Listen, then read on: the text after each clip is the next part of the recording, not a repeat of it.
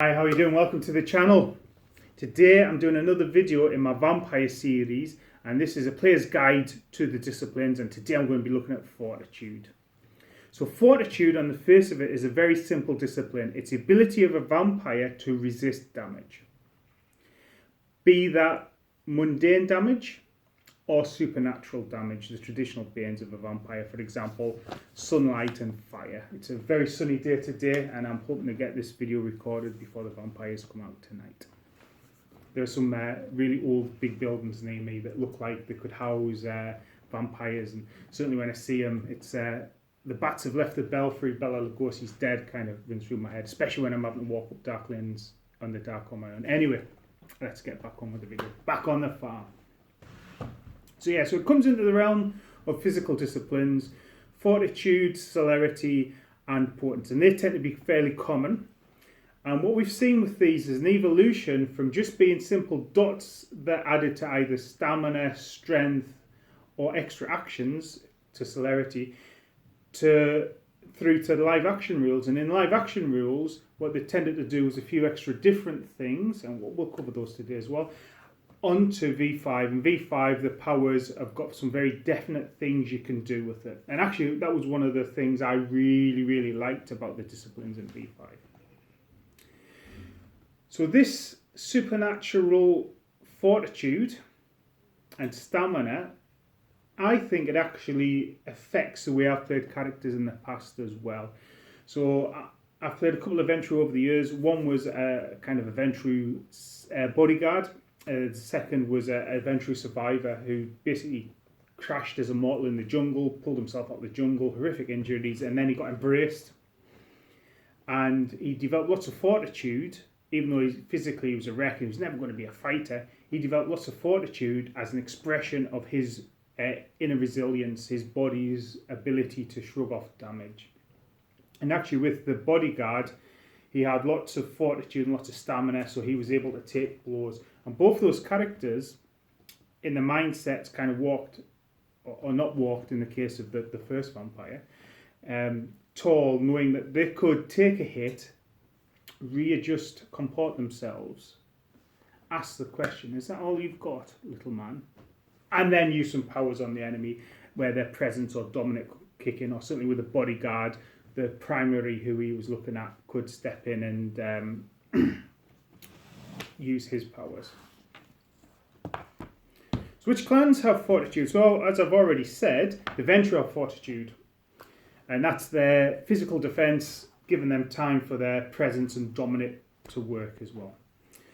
The Gangrel and the Ravnos pre V5 have fortitude as well. And actually the Gangrel and the Ravnos discipline spreads are very similar. Both have animalism, both have fortitude, and then they've got their own unique power. And that's because the Wanderers, they're out there wandering the wilds, and fortitude is obviously going to be a great power for that. Both resisting damage when you're coming across enemies in the wild, and also if you get caught out, if during the day you're suddenly caught... not during the day. If you're caught out during the day, it's already too late. So if you're caught out just before dawn's breaking and you're desperately scrambling around for somewhere to hide before the sun comes up, that bit of fortitude's going to help you. Cappadocians as a clan also had fortitude. And Cappadocians obviously came in later. They're the pre-runners to the Giovanni. And sometimes you look at clans and you wonder about the discipline spread, and sometimes I think they've just got a discipline in there, especially the physical ones, just to give every clan a kind of physical edge.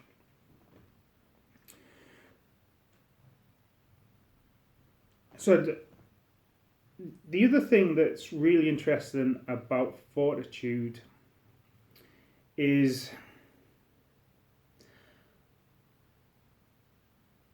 I suppose what it does, it's one of the more reflective, reactive disciplines. So for example, celerity. Celerity, when you act, it's about giving you extra actions. Now they can be used for combat or not for combat.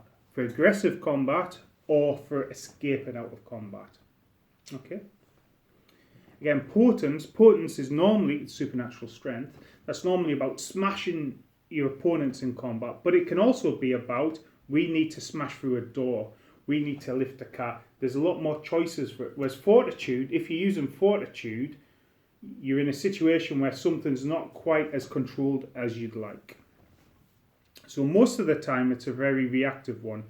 Now, as I've said before, Fortitude allows you to resist sunlight. So what you can also do with Fortitude is if you've got the willpower and the ability to stay awake during the day, it will allow you to get out and maneuver a bit during the day and resist the damage. But like I say, you've got to be invested in staying awake. Vampires naturally don't stay awake. And certainly that's something we saw in Vampire the Eternal Struggle. I do like to talk a bit about the card game there as well. So Fortitude, not only did it resist damage, but there were cards, I forget the name, it's like a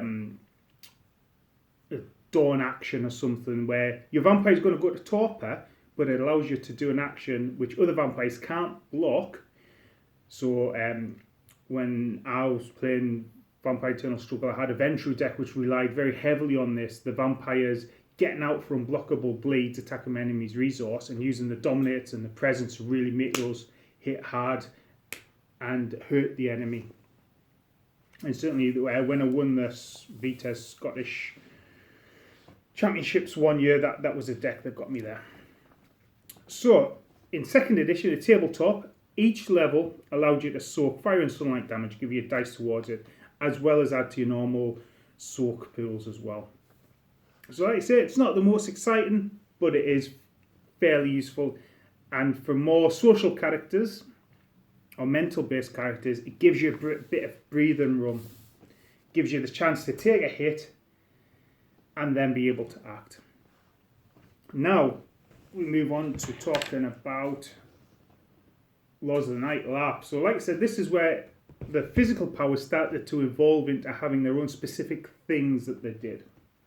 The Larp rules were a bit more simpler than tabletop, so the physical disciplines especially needed to just be a bit more simple, so they didn't overpower and make the game too much combat, because ultimately at its heart, a good live action game should be player versus player, often politics and intrigue.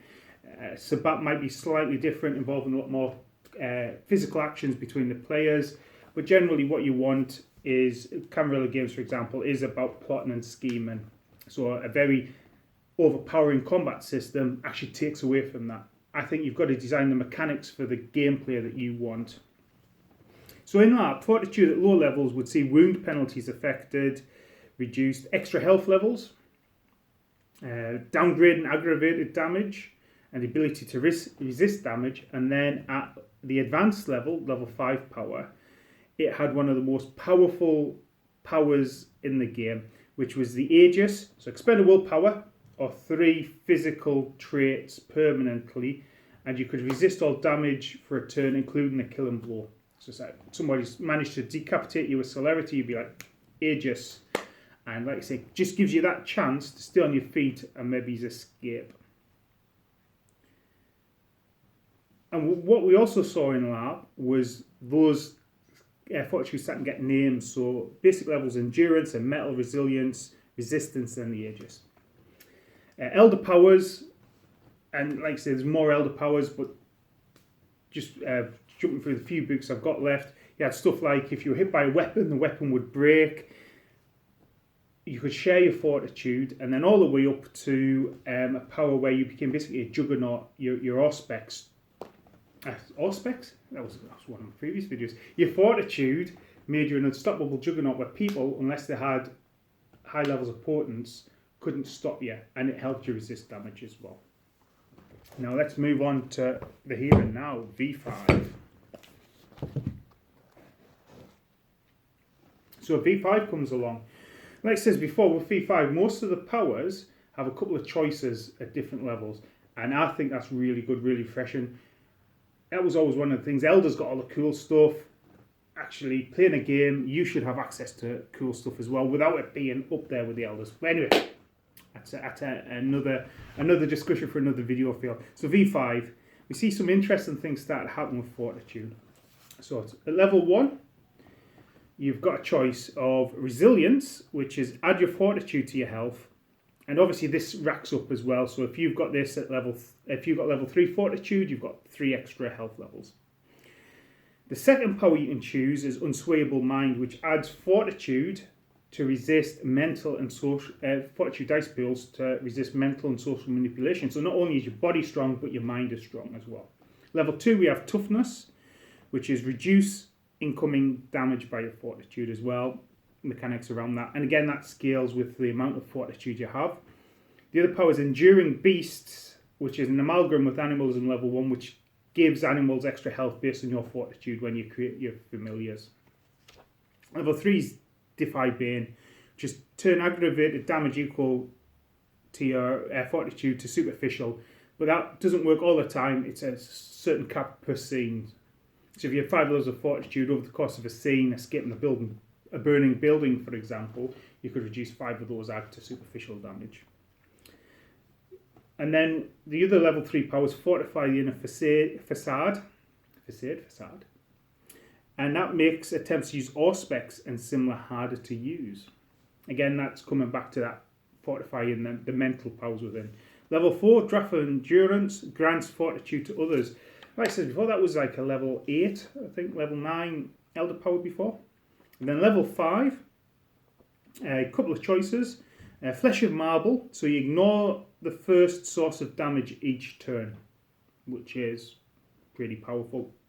Or one I really like as well is Prowess from Pain, which ignore the dice penalty from health as you start taking damage, but for every bit of damage you've had, you add to your physical stats. So the more damage you take, the stronger you get, right up until the point where you obviously would die.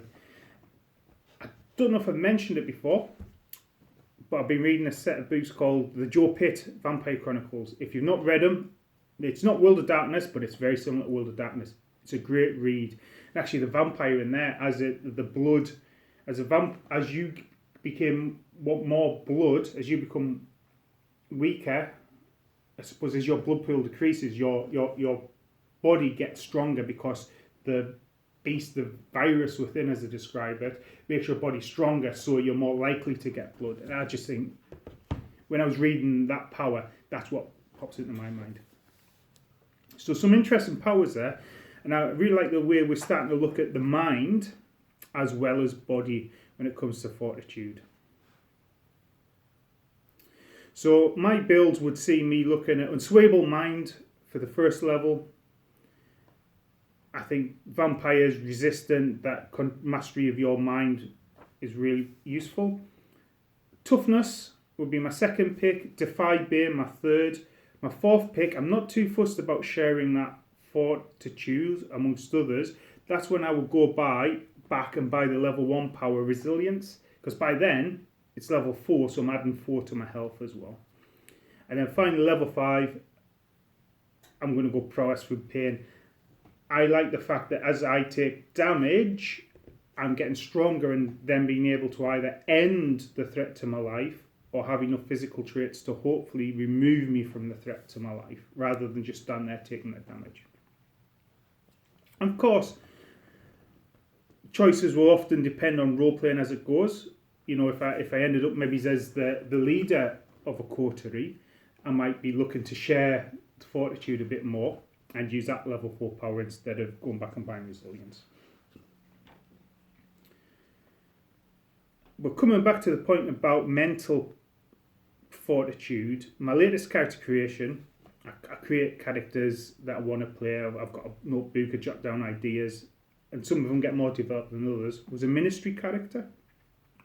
He's an anarch, and he's a bit of a conspiracy expert, and that's what he does for the anarchs. He looks at conspiracies and analyses data, and the skills he's picked up there allows him to analyse data and news reports in the city to see where the Masquerade might be wearing thin and where the barons might need to take action. But anyway, so he picked up Fortitude for his predator type.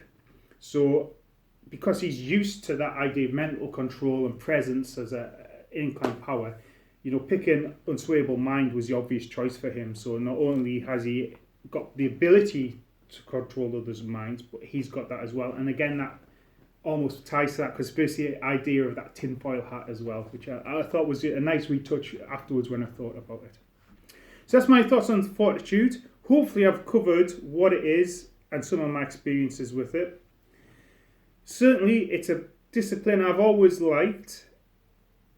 I suppose in traditional role-playing terms, you say it's a bit of a tank power. And I think V5 has certainly made it more interesting. And actually, the physical powers get really interesting as well. I've got a celerity video almost finished and almost written now to share with you. But anyway, that's my thoughts on Fortitude. Really interested to hear your thoughts on it. Have you had some interesting Fortitude things happen to you in game? And yeah, do you disagree with anything I've said? And let us know what you think. I'm always happy to chat Vampire in comment sections. I try and answer most of the, if not all of the questions. If you've liked the video, there are more of these coming up. This is my second One Player's Guide too. And I've got a few virtually written. Do subscribe. The other thing about subscribing, it lets you know when the video's coming up. It's letting me know that I'm doing a decent job at these videos as well. But anyway, happy for your feedback. I've waffled for too long now. I always do. I just can't stop. You have a great day, and that's it. Goodbye for now.